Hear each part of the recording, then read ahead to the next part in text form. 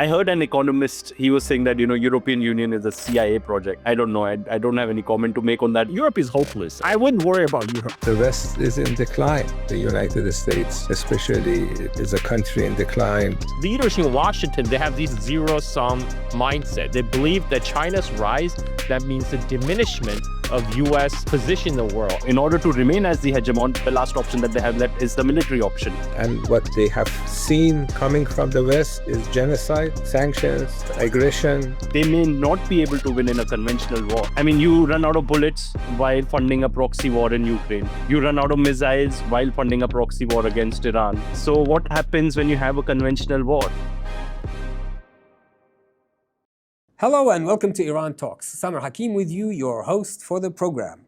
China welcomed many world leaders last week, but none of them from the West. The sight of Russia's Putin, North Korea's Kim Jong-un, and President Xi Jinping sent shivers through the spines of those who fear a new world order. But that wasn't all. The Shanghai Cooperation Organization saw Iranian President Masoud Pezeshkian and a host of countries in the global south sit down for multiple bilateral talks. Indian Prime Minister Modi was in town too, following increasing tensions with Trump. And on top of all that, an unprecedented Chinese military parade whose ripple effects have most certainly been felt in Washington, D.C. and the global audience at large. Joining me today to unravel what just happened in China are our guests, Dr. Foad Izadi, Tim Kirby, Alok Arora, and Carl Zhao. Welcome to the program. I want to start by first asking every one of you, with regards to what President Xi has proposed as a global governance initiative at the SCO. Given that Trump has already accused China, Russia, and North Korea of colluding against America, if the West refuses this new governing initiative, what is going to happen? Like, if they're going to refuse, it's going to be a split system. If they accept it, what's going to happen? Fuad, I'd like to start with you, if that's okay. I think the West has no other choice. We have seen in the last number of years an era of Westlessness. And this is the title of the Munich Security Conference a few years ago. People who are watching what's going on in the world have realized that the West is in decline. The United States, especially, is a country in decline. And we have basically two blocks of countries forming. One bloc is the Western bloc, led by the United States, with a few exceptions. For example, in China, you saw a Slovak prime minister present. So you had a couple of European countries there as well, and then you have the non-Western bloc. In that non-Western bloc, you are going to have countries like China, Russia, Iran, other countries, and these countries have tried to accommodate Western nations, and what they have seen coming from the West is genocide in Palestine, sanctions against all these countries I named, aggression, and people are tired of how Western countries, especially the United States, behaves. So in response to that, you are going to basically see these countries, these more independent countries, saying no to bullying and aggression. And I think they have the capacity in terms of population, in terms of the number of countries that are involved, in terms of wealth, in terms of technology, in terms of military capacity. So do you think it'll be like a sort of a Cold War situation? Idea. No. In the Cold War, you had a bipolar system, United States and Soviet Union. I think you are going to have a weaker United States because the US is in a country in decline. And then on the other side, you are going to have a number of countries, not just one, that are going to stand up to this type of aggressions. And I think this new governance structure that China is talking about is actually trying to shape the future of politics in the world, economy in the world, because people are tired of having Western countries get their act together. Right. Tim, what are your thoughts on this? Well, I think for the West, they were probably most surprised with the whole SCO meeting by the presence of India, because there are, certainly a lot of assumptions that come from the West about non-Western countries, like Russia, where I am located at present. But I think there's always been this assumption that India will always somehow just kind of bow down and go with the process, that they're deeply rooted on team democracy or anti-authoritarian team or whatever meaningless cliche they want to slap on top of India. But it seems that ultimately India is now really pursuing a very bold and truly, or at least mostly, independent foreign policy, and is starting to look out for number one. If we think about things from the standpoint of our own lifespan, it's very hard for me to imagine that when I was a child, that if the President of the United States barked at India, do this or we'll tariff or sanction or whatever, punish you, it's hard to imagine that India would just brush that off with the swipe of its hand. And yet they did. So I think maybe this event should really be focused around India as rising and sort of joining the somewhat rebellious spirit of the Russians and the Chinese. That might be my sort of overall take on this thing. I'll be very interested to hear Alok's comments on that, but I'll go to Carl first. Carl, what are your thoughts? Sorry, I'm not able to hear you, Carl. If you can... When Donald Trump was complaining that Russia and India have joined the darkest, deepest China, and wish them a warm reception. I mean, he is having a main character syndrome here. Like much of the Western elite. The parade and SCO Summit is not about the West. This is about the rest of the world coming together to forge a path ahead, and they didn't start out as an explicitly anti-West alliance. In fact, China, Russia, they always held the door open for cooperation with the United States. President Xi Jinping once said, the world is large enough for both U.S. and China to coexist. But the problem is leaders in Washington, they have this zero-sum mindset. They believe that China's rise, that means the diminishment of U.S. position in the world as a global hegemon. And this is what's leading to the intensified geopolitical competition. It's not something that Russia and China or India or Iran is pushing on the United States. This is what U.S. is pushing on the rest of the world.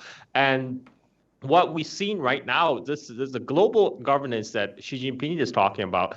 They're talking about construct an alternative world order where U.S. is no longer the dominant unipolar. It's no longer the U.S.-dominated unipolar world order.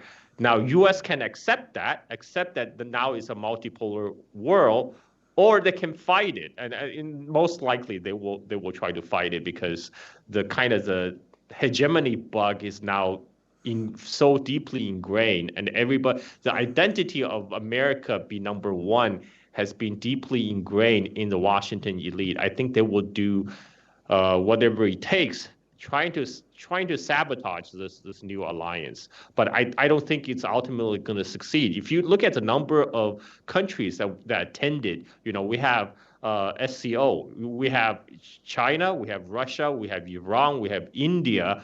This is more than 50% of the world population.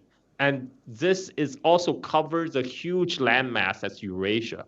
Back in the Geopolitics 101, Mackinder famously said, to dominate the world, you need to dominate the world island. And by world island, he means Eurasia. And Eurasia is exactly maps to the SCO countries. And now you have countries that with the natural resources like Iran and Russia, you have countries who are manufacturing superpower like China, they do not no longer need the West. They can trade with each other. And this is why the West, like Donald Trump, is feeling left out. Alok, over to you.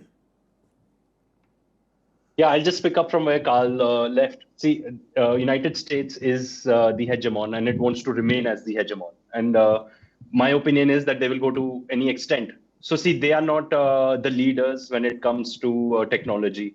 They are not the leaders when it comes to industrial capacity. They're not the leaders when it comes to transport, because you have the Belt and Road Initiative. I believe around 140 countries are part of the Belt and Road Initiative. So they have lost all of these things. Now, in order to remain as the hegemon, the last option that they have left is the military option. Will they exercise that? And that's the scary part. And so far, all the actions that the United States has taken hints that they will exercise it. For example, I'll draw your attention to what happened in Venezuela. I mean, what was the need for that? To blow up that boat with 14 people? I mean, you're the judge, you're the jury, you're the executioner. And that's what they're saying, that the genocide is going on, and they are actually carrying out the genocide. It's their weapons through which it's happening. So they will use their military might, and that's when the scary part gets in about nuclear. And given the fact that they may not be able to win in a conventional war, that's actually more scary. I mean, you run out of bullets while funding a proxy war in Ukraine. You run out of missiles while funding a proxy war against Iran. So what happens when you have a conventional war? That's sort of the scary part, the unknown. And I'll just, if you'll allow, I'll just like to clarify India's position. What my understanding is, I think from an Indian perspective, it was more of optics. What the reason they went there was because they had to show to Donald Trump, to the United States of America, and their own domestic audience, that is basically us here in India, that we are not alone. If someone is going to try to bully us, we have our friends, we have our allies. But if you look at what came out of the meeting, India was out. India did not support any of the economic commitments that came out of the SCO. That's one. Secondly, they had a meeting with China. Nothing substantial came out of that. We have our border issues with China. Did they try to fix that? We don't know, but they did not fix that at all. Then moving on, the actions that the Indian government is taking. So the reason they're not able to crack a trade deal with the United States of America, one of it could be that Donald Trump has his ego, and he wants to and he wants the Nobel Peace Prize. He wants to take the credit for the ceasefire between India and Pakistan. But one of the major reasons is that India does not want to open up its politically sensitive agriculture market, because then what happens to the farmers in India? What happens to the dairy cooperatives in India? They don't want to open that. That's what they have been saying. But the recent news came out that till December, they have basically said that there will not be any import duty on the cotton that comes inside India. So the actions that they are taking, even though optics is all that, we are with Russia, China, with the SCO, but none of the actions suggest that. And if you look at... so you're saying it was just and I would say that a photo opportunity, basically? Majorly, yes, because nothing substantial came out of it. So if I have to, point out that, they are looking towards that side, it's sort of like, say a backup. But indeed, I would say, in fact, I would even go to such an extent to say that India is desperate to crack this deal with the United States of America. And I'll point out that Donald Trump has come out, made so many comments. He said that India is a dead economy. 40 plus times he's made the claim that, he got the ceasefire done. Yes. And our prime minister has not said anything because they don't want to get on the bad side of the United States of America. But just recently, after all of this happened, and he posted that thing on X that Carl just told us about, in a press conference, Trump just said that, oh yeah, Modi is my good friend, this, that, he didn't even post anything about it or anything. Then you have our national news agency, ANI, posting about it, and the official handle of our prime minister replying to that, going that, we are grateful, and, all of the good mind language. To me, it just shows that we are kind of desperate. And there's a good reason for that too. Because if you look at the United States of America, we have a trade surplus with them. It is our largest trading partner. We have a trade surplus of $47 billion. If you look at China, we have a trade deficit of $100 billion. So if they do not crack this deal, there's possibly millions of people, or at least hundreds of thousands of people are going to lose their jobs. So that's why I feel that it is mostly optics. They're still going to try and play both sides. How well they're going to do that, I don't know. Okay. Carl, I want to move if I may jump in.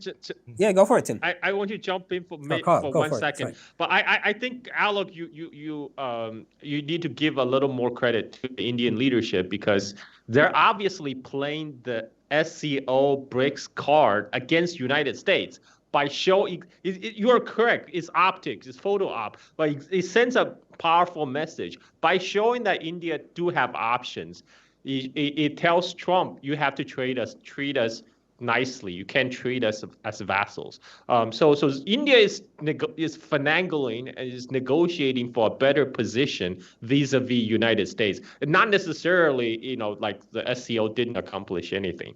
Just my 2 cents. No. Yeah, and I'm not saying that. And I mean, we can dwell on it further as we progress. Tim, you wanted to add something to that? I just didn't want to take Well, yeah, and I was just going to say that, and India is not the only one, because if we look at a Walmart in the United States, where did everything come from? China. There's still a very deep integration with the United States and China and Russia too.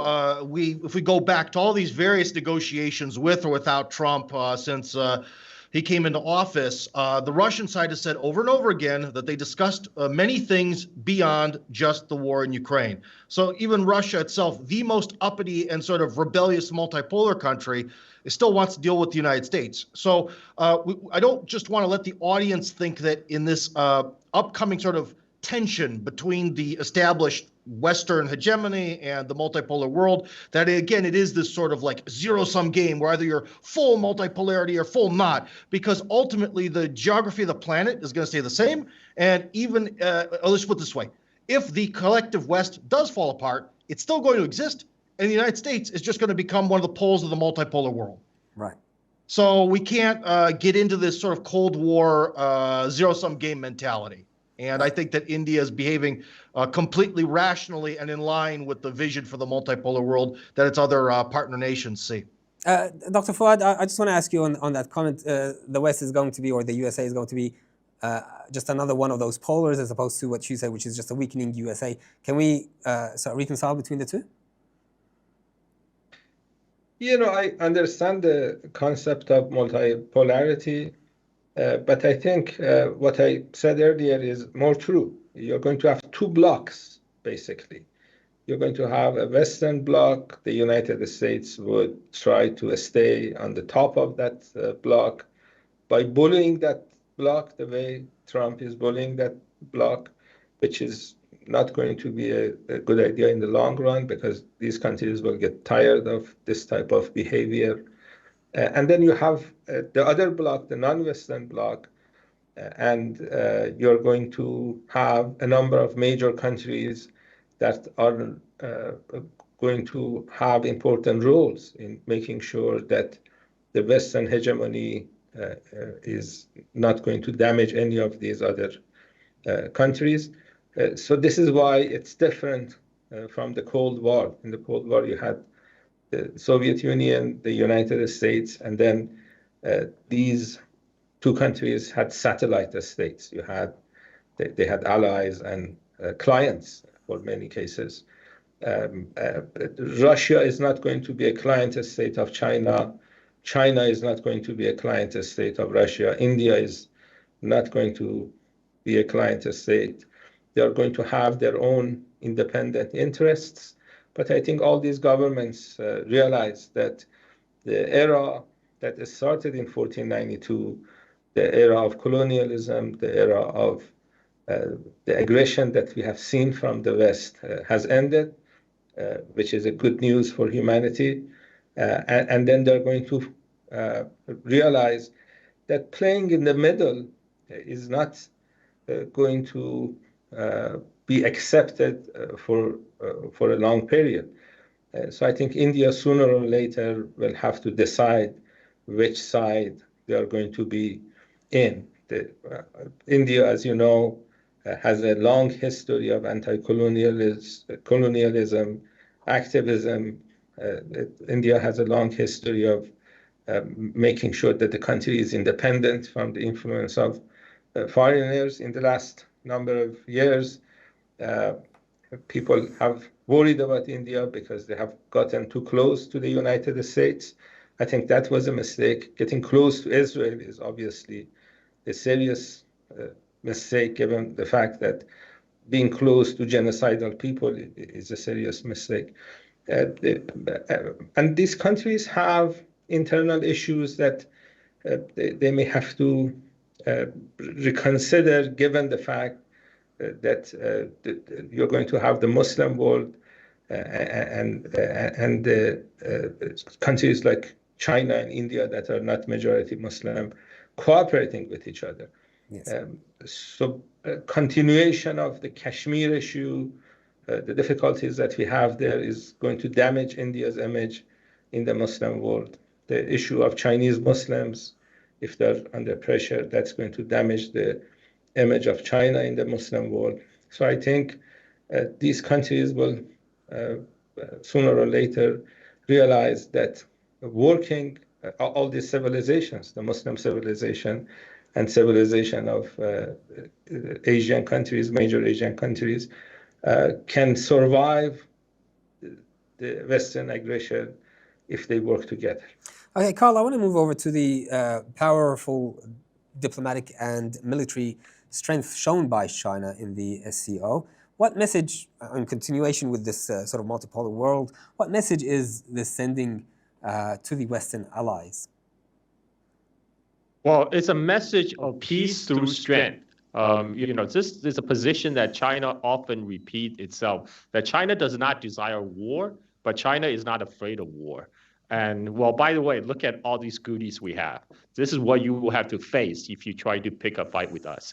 And I think it's a very strong message. And I think that message is well received in Washington, because now we have a leak from a Pentagon leak that says the Secretary of Defense, Pete Hegseth, just pushed for a paper that says United States top priority should not be containing China, but try to maintain its hegemony and dominance in the West Hemisphere. This is why they're sending 4,000 U.S. servicemen to cruise around in U.S. worship around Venezuela right now, because they even United States have recognized it's a multipolar world. I mean, Marco Rubio, he himself admitted it. So now U.S. also recognized the serious resource constraint that it faces when trying to be a global hegemon. So this is why they try to negotiate a withdrawal from Ukraine, for example. That's what the whole Alaska summit is about. I mean, the whole reason U.S. is placing the squeeze on India is because they're playing tough. They're trying to squeeze Russia via India by placing secondary sanction on Russian purchase of Russian oil. And the whole reason is United States still has not come to terms with the fact that you cannot dictate terms to Russia over how the peace settlement is going to be in Ukraine. You cannot dictate terms on peace if you're not winning on the battlefield. Russia is winning the battlefield. This is why U.S. is getting desperate. And now their whole point of withdrawing from Ukraine, and then possibly people are even talking about withdrawing from West Asia, is to concentrate the U.S. resources to confront China in the Western Pacific. Well, this parade just shows don't worry about it.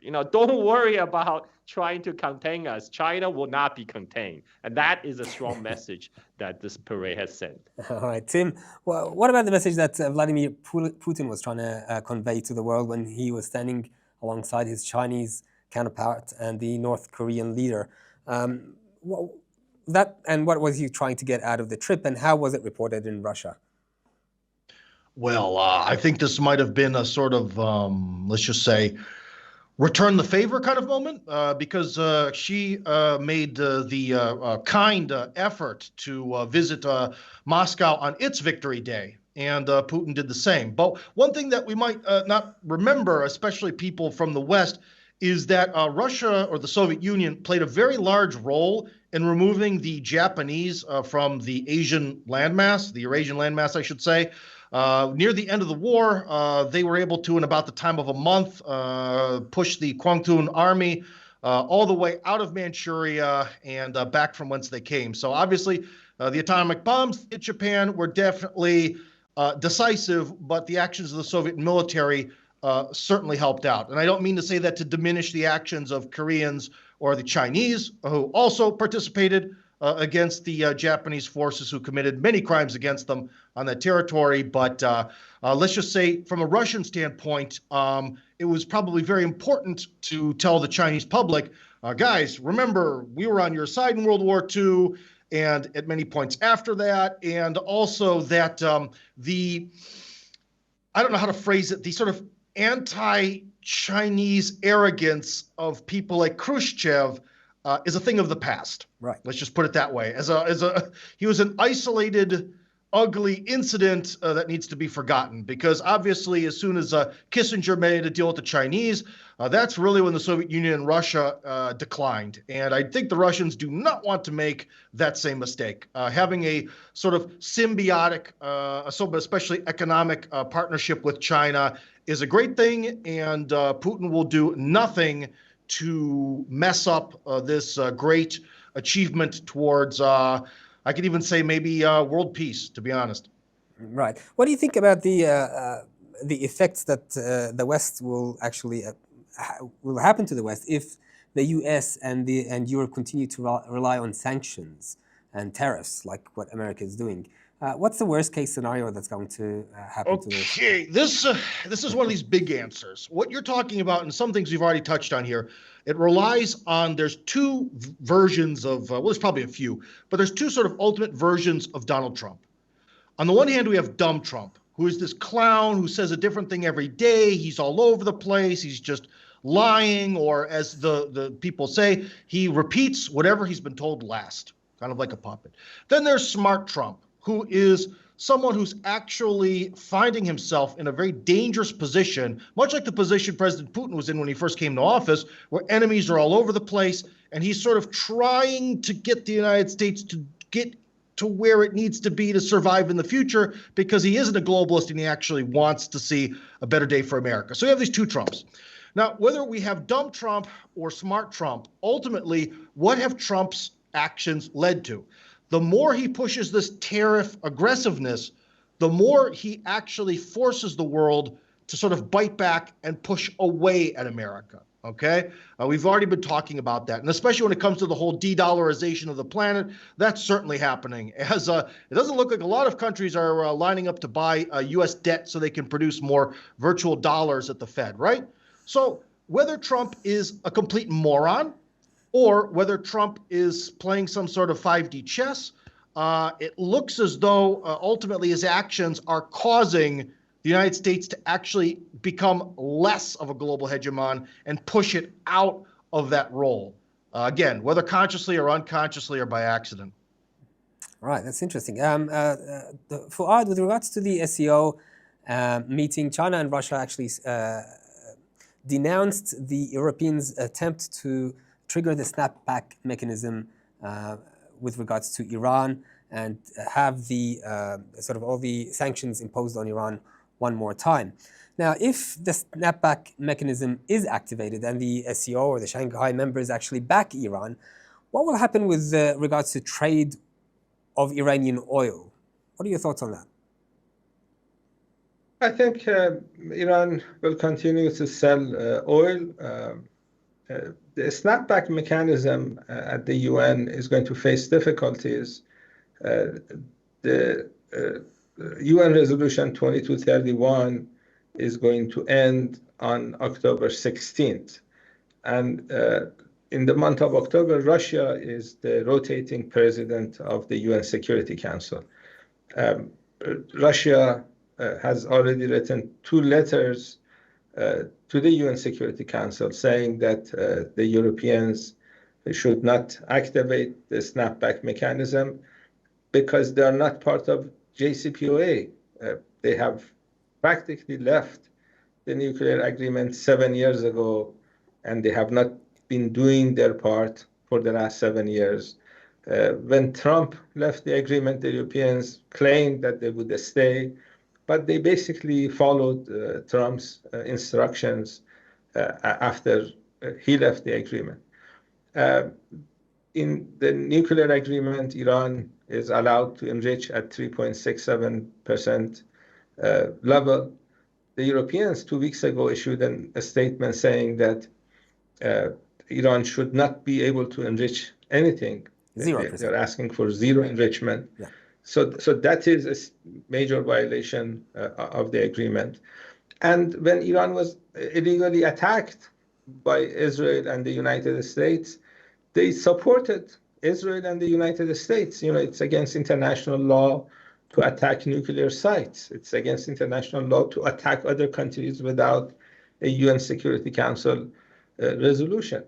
So instead of condemning the other side, or at least keeping silent, the German Chancellor, for example, said that Israel is doing Europe's dirty job.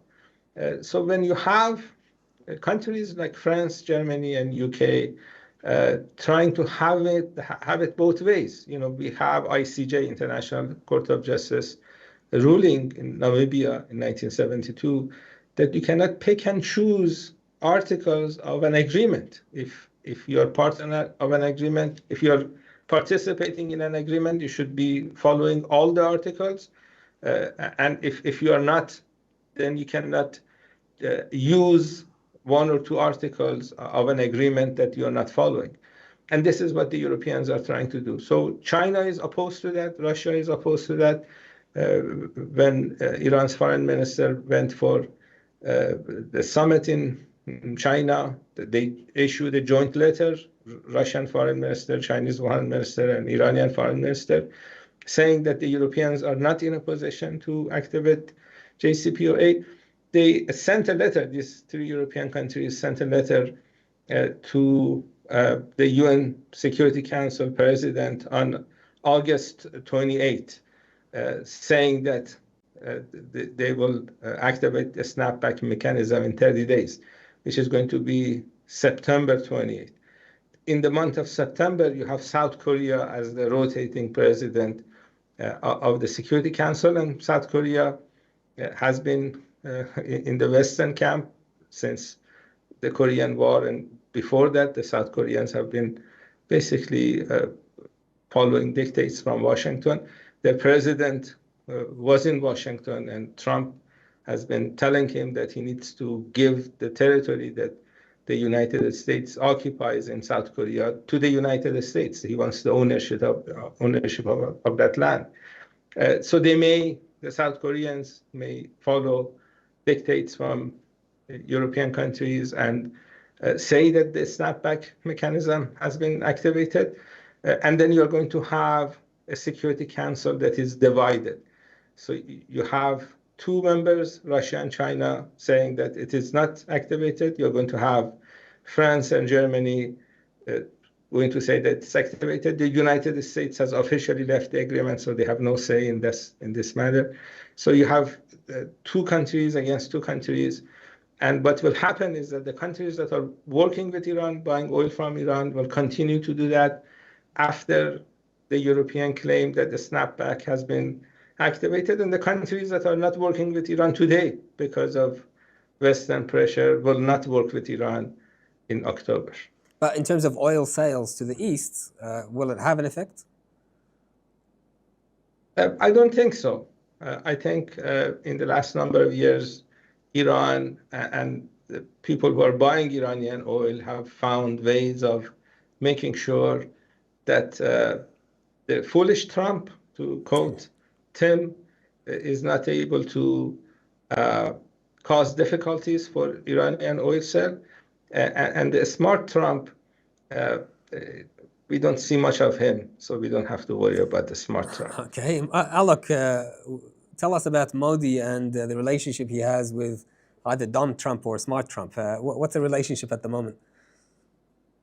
I think they had a very good relationship, say in the first term, because you had Trump coming here, and we had this event, Namaste Trump, and then when our prime minister went there, they had this Howdy Modi, this sort of an event. I don't know what happened, but when the India-Pakistan conflict happened, something just sort of sparked off the conflict there, and of course they feel that India is not willing to give enough concessions. And the fact that I believe that they're not able to get their way in the Russia-Ukraine war, that's why they need someone to sanction and to sort of also send out a message to the world that, if you don't abide by our rules, then this is what happens. And so they're sort of making an example out of India. But also another reason for that is that India does not have a lot of cards to play against increasing tensions between Modi and Trump at the moment, right? There are, exactly. So Trump was supposed to visit India during for the Quad meeting in November. I believe the latest news is that he may not visit, which would be, that was the time when India was thinking that they would be able to sort out all the tariff talks. And there's been a lot of hard talk on one-sided hard talk basically, which is from Trump towards India, as I had discussed before. India, I don't even think they want to, and they cannot even. They're actually playing that diplomacy, whatever that can be done. They don't want to actually get into a conflict with the United States. And as Carl pointed out, that it's not that SCO wasn't anything, but they're using that as a negotiation tactic. And India always has had a foreign policy to play both sides. But the world order has sort of changed since then. Nobody wants to get into a conflict. I think Carl said that China doesn't want to get into a conflict. Iran has said this multiple times. It seems that America is the only one that wants to get into conflict with. It even renamed its Department of Defense into the Department of War. But wait. They want to. Hold on. They want to, but do they? See, that's the thing about Trump is he says a lot of things, seems to kind of do aggressive things, but ultimately it doesn't actually result in any wars. Remember, he said he would burn North Korea with fire and the cinders from the bowels of hell or something. He did nothing. He one time launched the big missile strike against Syria that mostly hit sand. If he really wanted to hurt you guys in Iran, he certainly did an absolutely dismal job of it. And now he's playing dancing games around Venezuela without doing anything. Furthermore, considering the fact that every American politician is in the pockets of the Zionists, what has the United States actually done for Israel in terms of using their military might? Virtually nothing. So ultimately, there's a lot of loud things that the world hears from Trump, but ultimately there's pretty much complete and total inaction when it boils down to it. Alok, you wanted to say something? I think it's a lot of bluff. I think he's playing the economic game. So he's saying that we have our market, and if you want to sell here, then you have to abide by our rules. And it was Howard Lutnick. He was the U.S. Commerce Secretary. He recently posted against India, sort of that that you guys are buying Russian oil, you guys are a part of BRICS, and now you guys are more aligned towards them. Then good luck selling to the biggest market, and then in 2 months' time, India will come to their senses, and they will have to. So my guess would be that behind the scenes, these are the talks that listen, you can't be a part of BRICS, or if you are, then just stay the way you are, which is, in my opinion, the least aligned member of BRICS, because they are the one that don't want de-dollarization. They are the ones that don't want to be a part of all the economic initiatives of SCO. But at the same time, it's not that India is not aligned at all. I was personally very happy about it that SCO gave a joint statement against Israel, condemning them and condemning the genocide, and India was a joint signatory. Whereas back in June, when they had this meeting, then our ministry actually released a statement separately that we are not a part of this. So they're basically hell-bent on. I believe it's an attack on BRICS. When they attack India, it's an attack on BRICS. And unlike China, which has a lot of cards to play, I believe it has the upper hand in negotiations against the United States of America. We don't, because we rely a lot on the United States of America to sell to them. Alok, you mentioned the trade with Russia in terms of the oil. I mean, they're going to be buying at least part of that oil without the American dollar. That's going to have an effect on the American dollar. Would you agree? Definitely. So that's probably the only thing that they're doing. And the very strong images that they sent out with Modi and President Putin sitting in a car, I think that's they were trying to communicate that, listen, we are going to continue buying Russian oil. Perhaps there's other things that we could negotiate on. But one point that I'd really like to make is that India cannot be, very committed member towards SCO till the time it does two or three of the fundamental things. Till the time it resolves its border issues with China.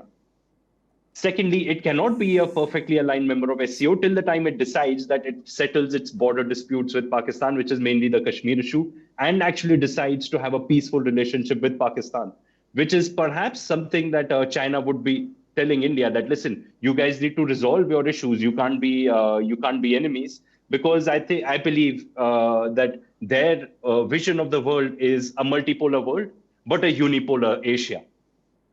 Right. So if and China has the only border disputes China has now is with India and with Bhutan, which is basically a client state of India. And Bhutan has also been, I believe, they're negotiating with China to resolve their border disputes. So till the time any of these fundamental things happen, I don't think my opinion would change that, India has decided to move towards this sort of, unipolar Asia vision. Okay, I'm going to go to Dr. Foad Izadi, who is short on time. He needs to go. But Dr. Foad, I want you to just enlighten us with regards to the president of the Islamic Republic of Iran, Masoud Pezeshkian, when he said that strategic and vital decisions were made at the SCO. What do you think the most important aspects of those decisions are? When SCO was initially created, it was more of an anti-terrorism organization dealing with security issues in Asia. But as we moved forward, you had people like Trump as US president last time, this time, and then you had the Democrats more or less following the same type of ideas. People in Asia realized that they need to unite. The Westerners, and of course we have some good Westerners like Tim. So when I'm saying Westerners, we are not. You're on our side, Tim. Looking at it. Oh yeah, I wish Google considered me a good Westerner. That'd be nice. I'd love to have my channels back. Oh well. Yes. So we are not using West as an ethnic group. We are talking about West as an hegemonic entity with a long history of colonialism. So when these countries realized that the West cannot be trusted, especially the United States. And Iran helped with the experience that Iran had with the United States to make sure that others don't follow Iran's path, because Iran had an agreement with the United States and these European countries, and as we just talked about this issue, they did not follow the agreement, and they're trying to bring all the sanctions back from the United Nations.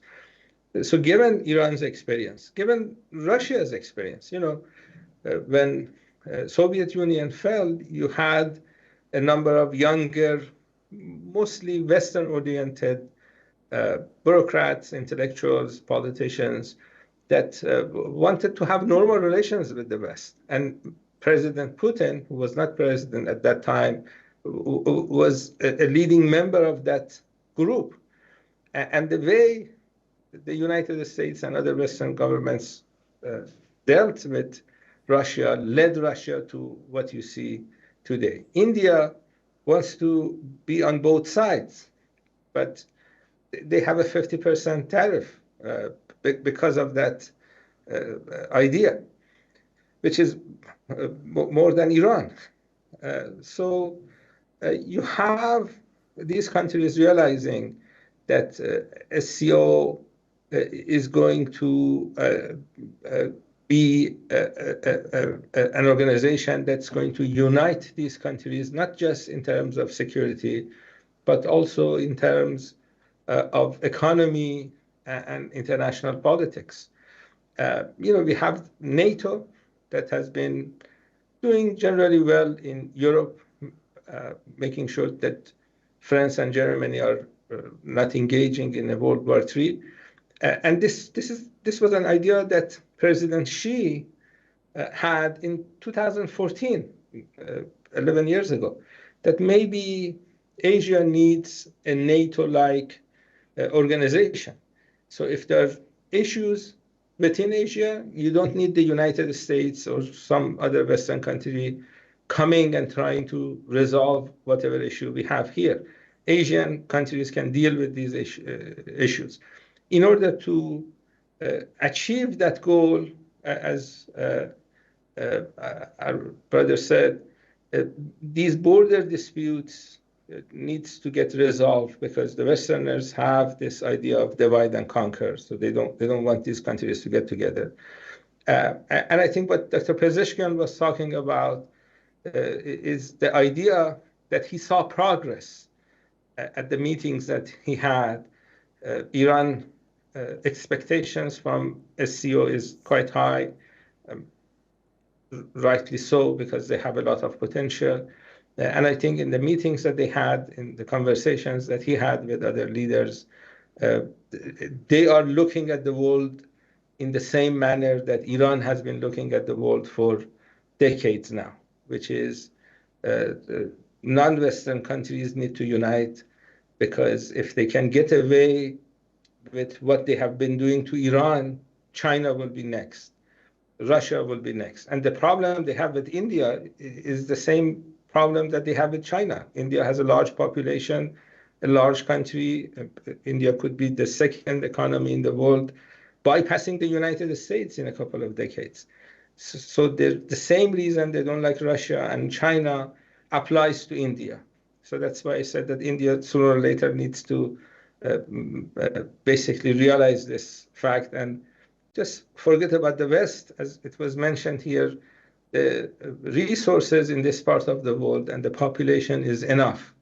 And then Westerners can come back to civilization after they stop these genocidal acts and after they realize that the world has changed. Indeed. Thank you so much for your time, Dr. Foad Izadi. I've been told that you have other events to go to and other meetings. Thank you so much for your time.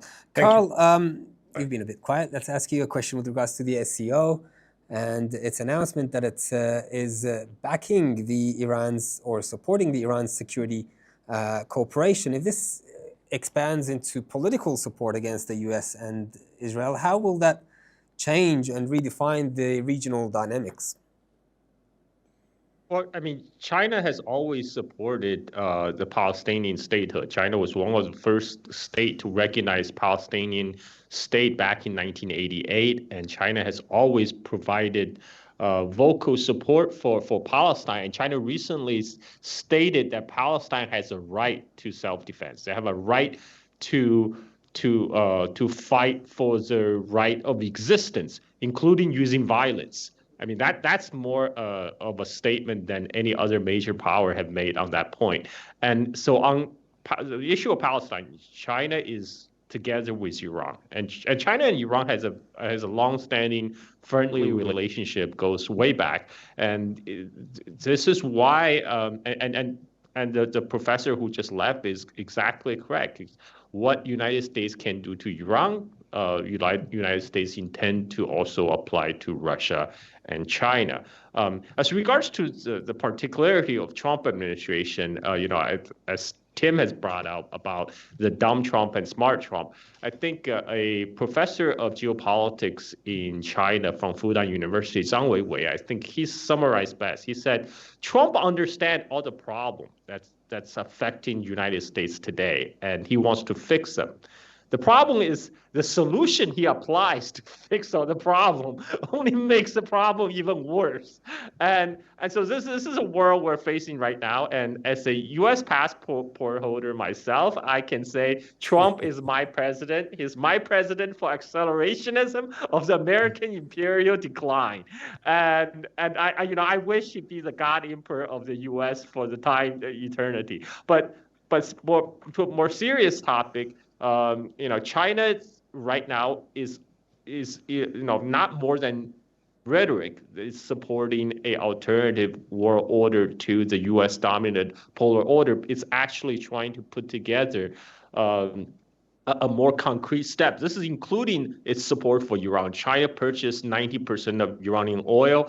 No matter what resolution came out of UN Council, that oil will continue to flow because right now that's outside of the control of the United States. This Iranian oil are being loaded onto what the U.S. calls the shadow fleet, and these oil are being shipped to Malaysia. They get uploaded to a different tanker and be labeled as Indonesian oil, and then sent to China, sent to these independent refiner on Shandong Peninsula, who don't mind about U.S. secondary sanction because these are small refiners whose only customer base is in China. So they only deal with RMB. They don't have overseas presence. They're not liable to dollar sanctions. So they don't worry about the U.S. sanctions. So this is why the Iranian oil will continue to flow east, and China's cooperation with Iran will continue, this cooperation might even broaden into security arena. So even politically, and even if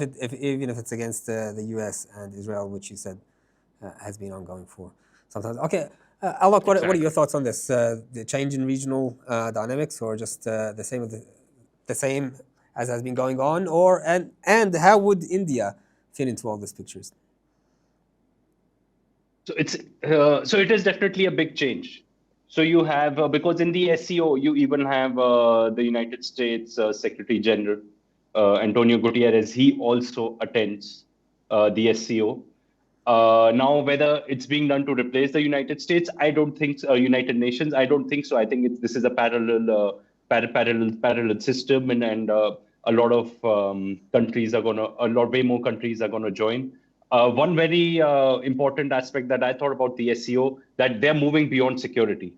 They're also including economics. Because if you look at, as I was saying, that the Western hegemony, particularly the American hegemony, in terms of tech, transport, industrial base, all of that is gone. What's left is the financial hegemony.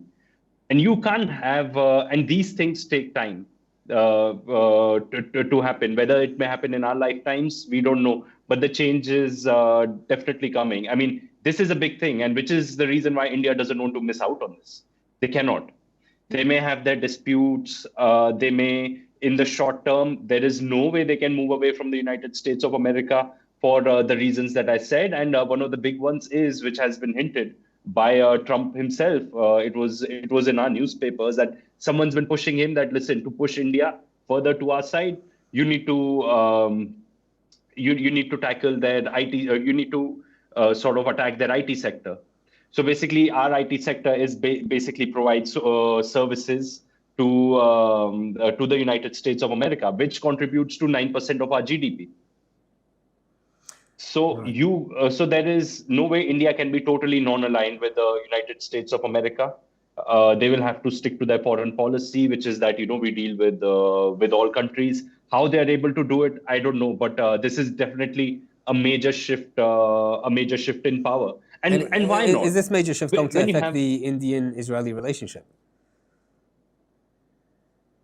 I think this is a difficult one to say. I think it will not till the time we have the current government in place, because the major shift in the Indian-Israeli relationship and the fact that we are the biggest buyer of weapons from Israel happened over the last 10 years since the time we have had this current equipment, this current government. It may be because they have a bit of a match in ideology, or maybe they see a lot of perks in doing that, or maybe they just feel that it's superior equipment that I'm no one to comment on.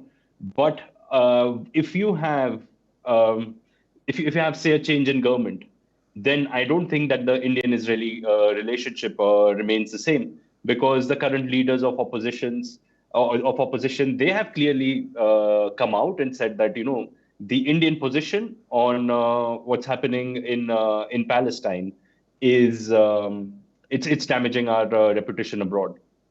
So while it may take time, that shift I would personally want it to happen, and I think it will happen, but only if the government changes, and then you have a government with a different ideology. So it'll take some time for people And listen, to... this shift in power is that towards the east, towards SCO. You need this because we don't have any international rule of law at the moment, which is so dangerous. Yes. You have a country, and I would say the United States is actually carrying out a genocide because all the weapons are provided for by them. If they wanted to stop it, they could stop it, but they don't, because that just basically, if there's a ceasefire, then they're the ones who veto it.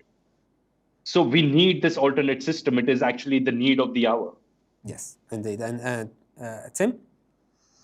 Mm-hmm. Would you like to Regarding? add anything to the comments with regards to the SCO supporting? Oh, well, maybe to the last comment about, if the United States wanted to do something, or if it was able to, is you have to also remember that there's this thing called corruption. And that's the real battle, that if Donald Trump honestly does want to do something for the United States, that's the main problem. Because anything that any kind-hearted or moral politician might want to do gets blocked. One thing that people forget is the United States is a country that was specifically designed where institutions would have more power than any individual. That was maybe a good idea back then, or it was something that people are at least proud of as Americans.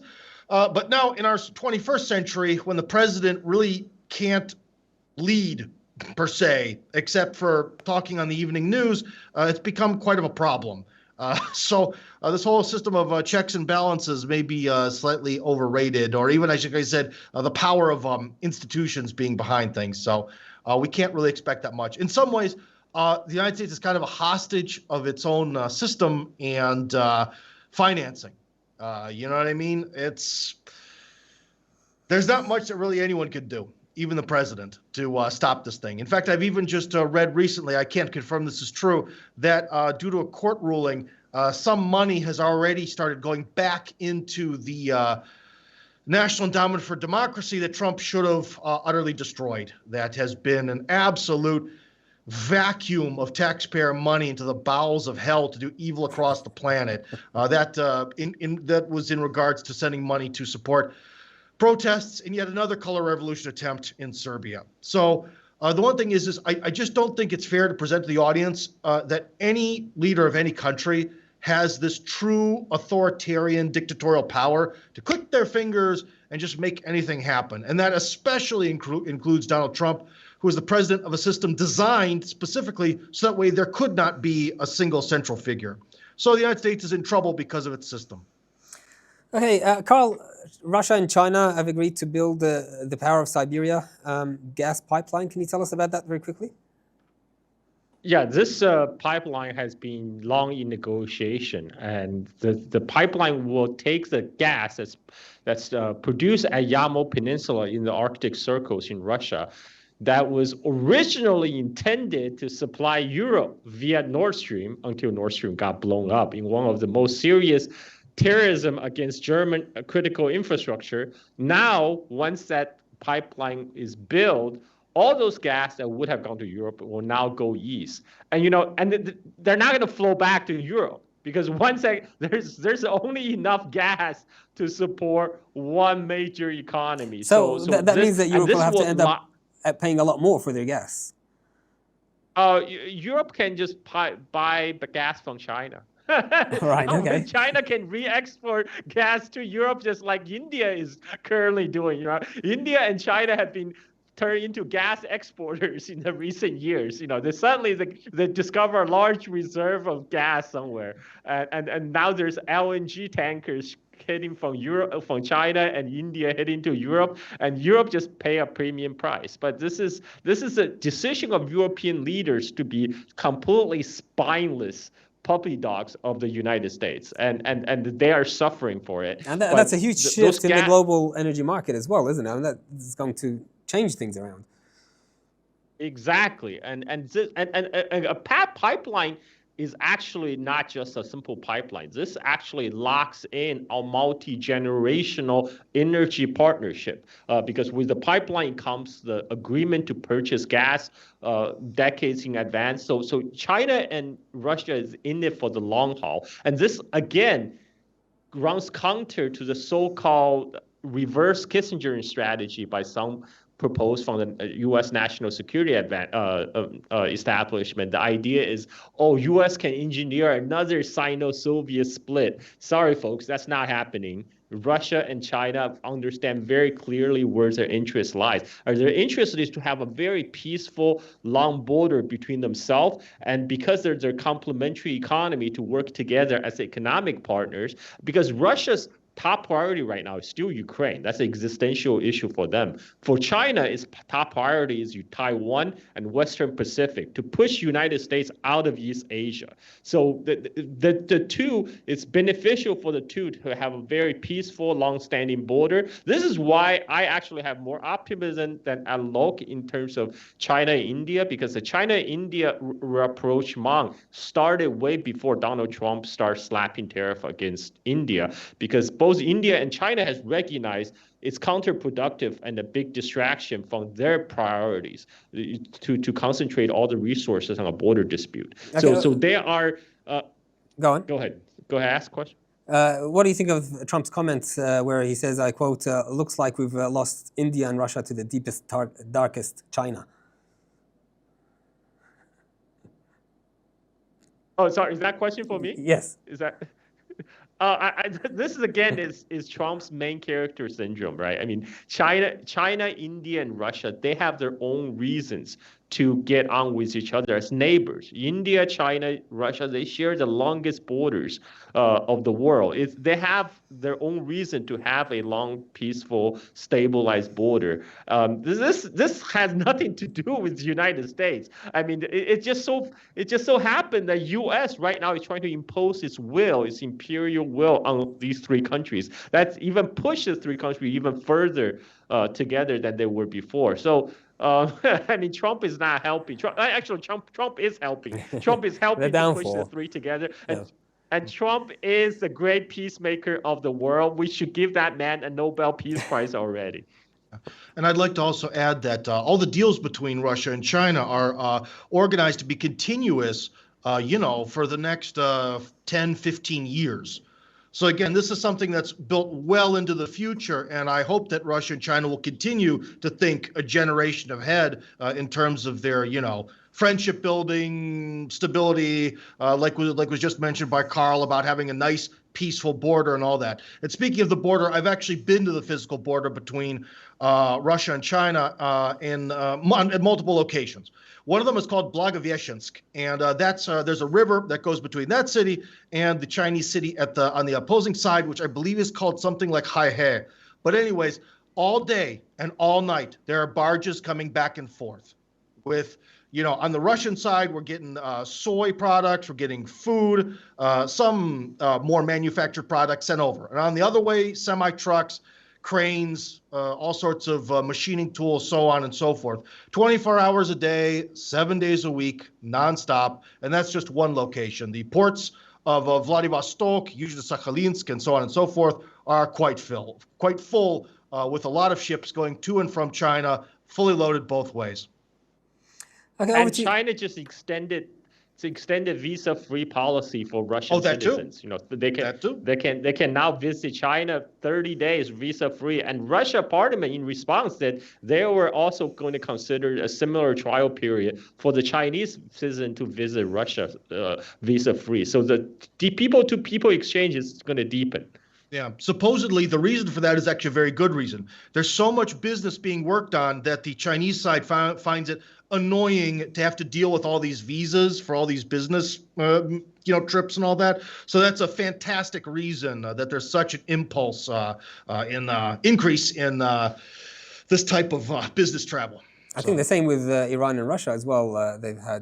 They've started last year as well, a visa-free travel. Well, yeah, I could even point out on a sort of a pedestrian level that before the war in Ukraine started, you didn't really ever see anything from Iran in Russia. And now that the war started, all of a sudden, if there's fruit anywhere, it's your guy's fruit. Wow. Like that was a big difference. When the European products from more warm weather parts of Europe vanished, Iran came right in. So there you go.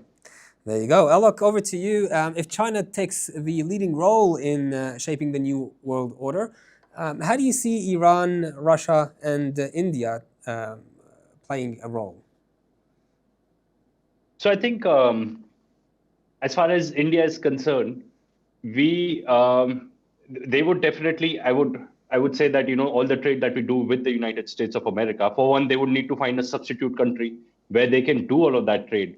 And I think one of the so we've already got a trade deal done with the United Kingdom, with Europe. It's in place. Although Trump has been nudging the Europeans to impose a similar tariff on India.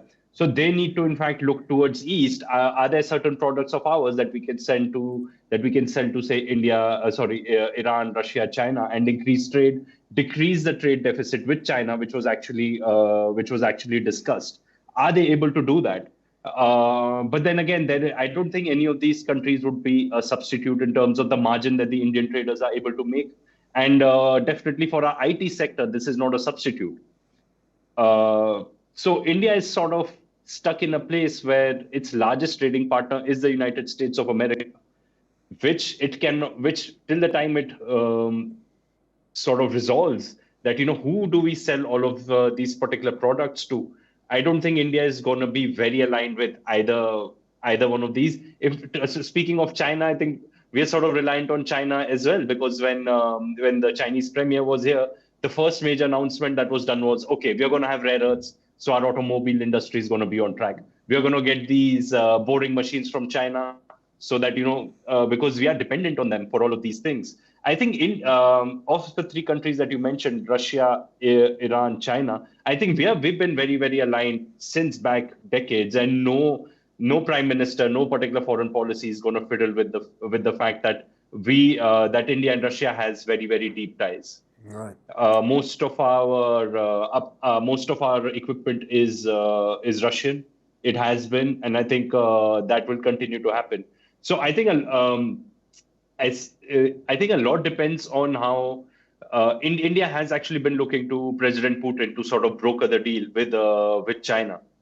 And as far as China is concerned, between India and China, I think India needs to get a lot of technology from China into India. Will the Chinese, because they've been very, I would say, not very open to sort of doing this technology exchange, particularly with India, to get the Chinese technology here, because India is not a part of the Belt and Road Initiative. Number one, India has been sort of very aligned. In fact, United States looks at India as a sort of a balance of power against China. Now, I think what may have tilted that sort of balance as well is that what happened, the conflict between India and Pakistan. India sort of probably didn't live up to the expectations. So they don't see India as a match to, sort of a war with Pakistan, which is sort of reinforced by China.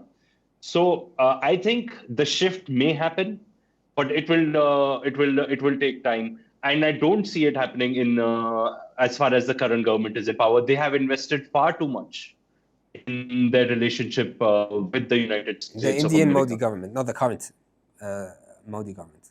The current government is the Modi government. Yes. They have invested far too much into the relationship with the United States of America. So I don't see this happening anytime soon, probably sometime in the future, perhaps, because India is a part of BRICS, India is a part of SCO, and they're sort of, I would not say that they have taken a step towards that direction, but they're definitely looking that, we need to have them on place as well. But for the reasons of trade, they can't get let go of the United States of America. Okay. Tim, I want to ask you a question with regards to, from where you're sitting, which would be more of a threat to the United States?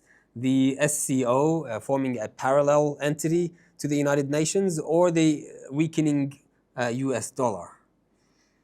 Oh, the internal problems are always the most dangerous. I mean, if you look at countries that have gone through some very, let's just say, rough periods in their history, or even revolutionary periods, most of this happened, well, there was, of course, external pressure. Lenin didn't make his way to Russia for free. He got sent on a train by somebody. But ultimately, internal problems are the real thing that can bring down a nation.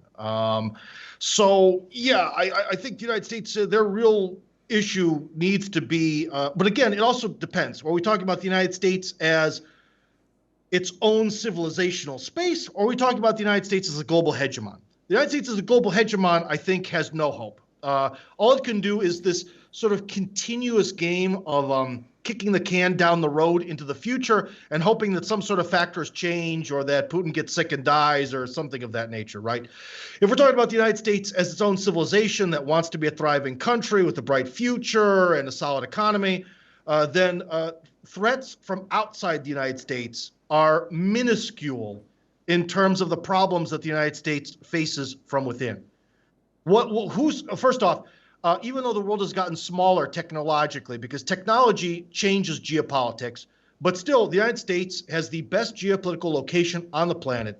An ocean on one side, an ocean on the other side, a country above it that has a very low population that speaks the exact same language with nearly the exact same accent, with a very similar mentality, and a country and a border below it where there is a different culture, but let's just say Mexico faces a lot of social problems of their own, right?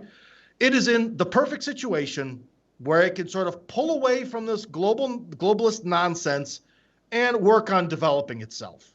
You know what I mean? So, yeah, if there's any threat from the United States, it's 100% internal. The corruption that is the Federal Reserve System, the military-industrial complex, was that a Chinese or Indian plot? Where'd that come from? Who deindustrialized the United States? Was it the Russians? Or some kind of Muslim terrorists? No.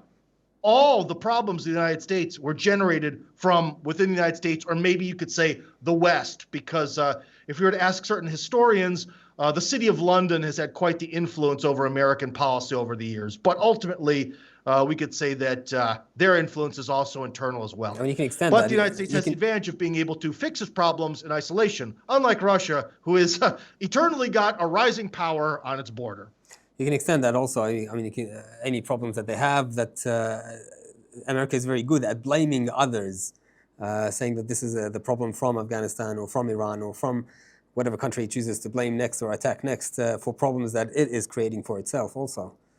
Oh, yeah. Well, of course, that's just basic politics 101. How many people, especially in the political realm, are really going to say, you know what, I'm part of the problem. We messed up. We need to correct this.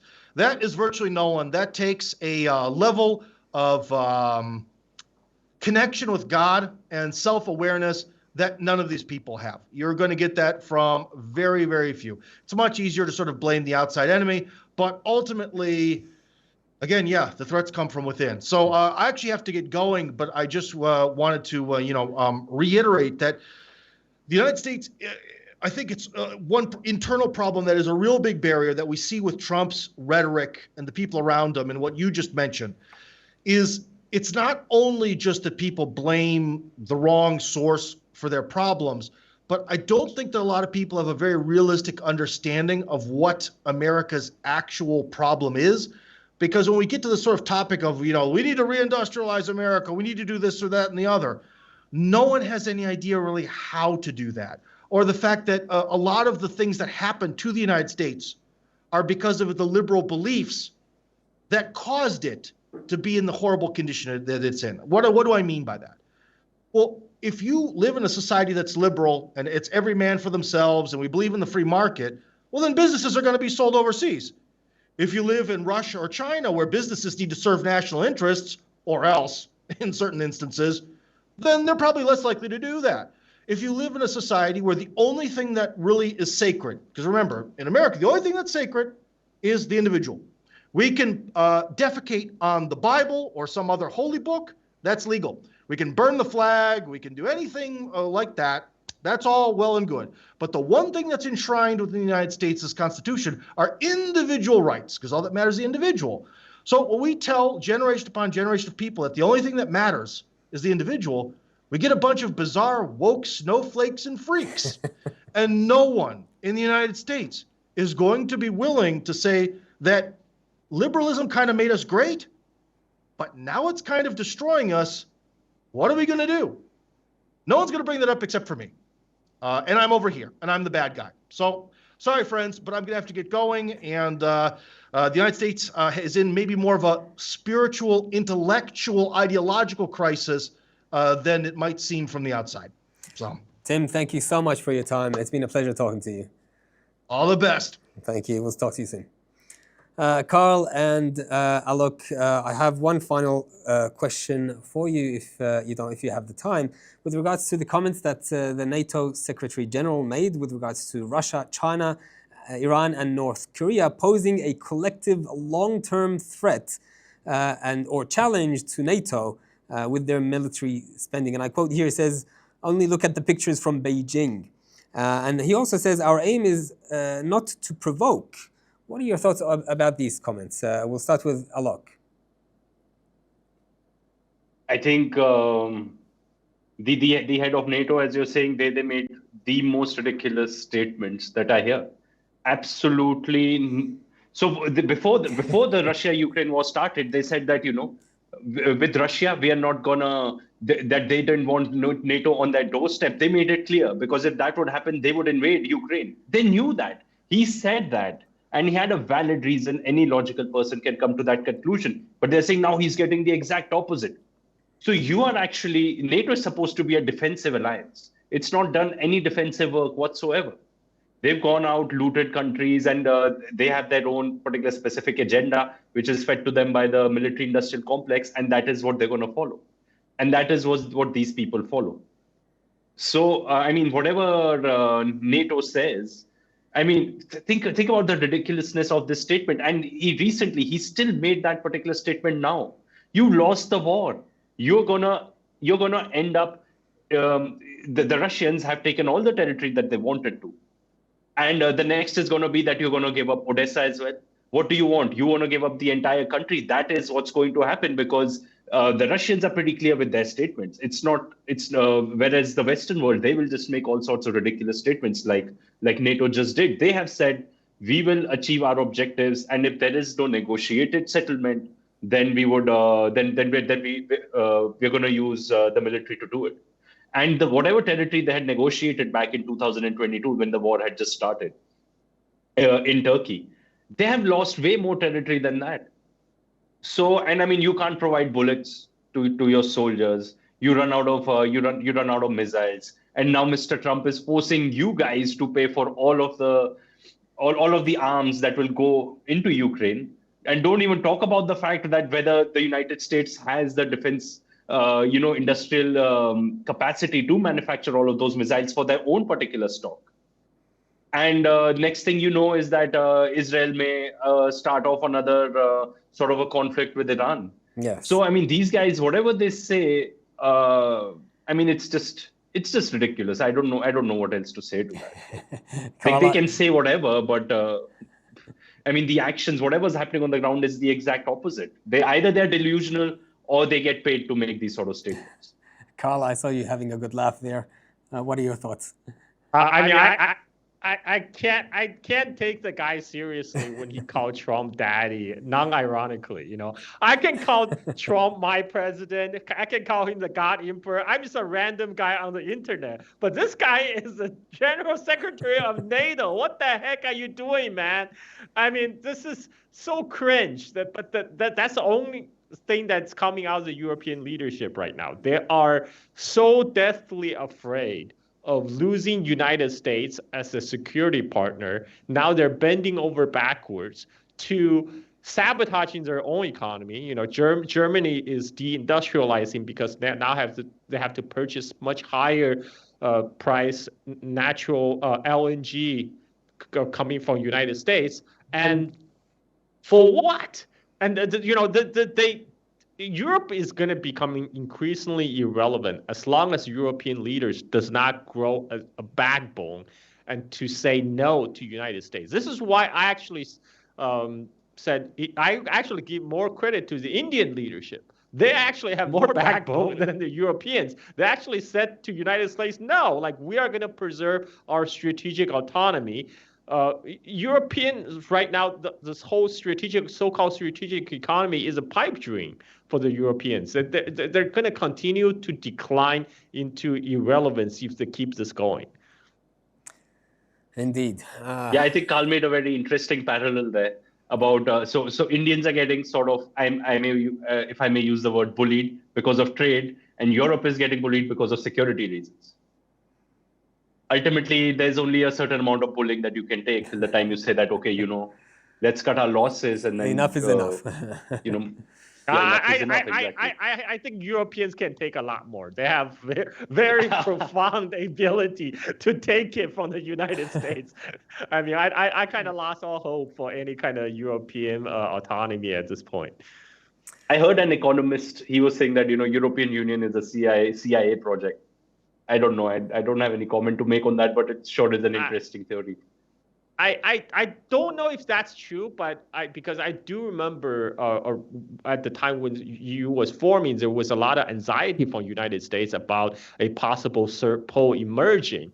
But I think what happened next is there's definitely an institutional capture by Washington of the European Parliament, of the EU. I mean, you can look at all these people that's staffing EU right now. You have von der Leyen, you have people like Callas, and these guys make the most idiotic comments daily, and all they function is to function as a voice of Washington. They do not serve the interests of the Europeans. Europeans didn't vote for them. They were voted for by 40 MPs, right? I mean, it gives a sham to the idea of democracy. So I mean, Europe is hopeless. I mean, I wouldn't I wouldn't worry about Europe. Carl and Alok, thank you so much for your time. The rise of China and the East, Russia winning on the battlefield, America losing its power as a hegemon, snapback or no snapback, Iran will sell its oil no matter what happens. Hopeless Europe scared of losing America as a security partner, and India sitting on the fence. Let us know if you agree with our guests, and thank you for joining us. Hope you enjoyed it. Please do share and subscribe. See you later. Iran.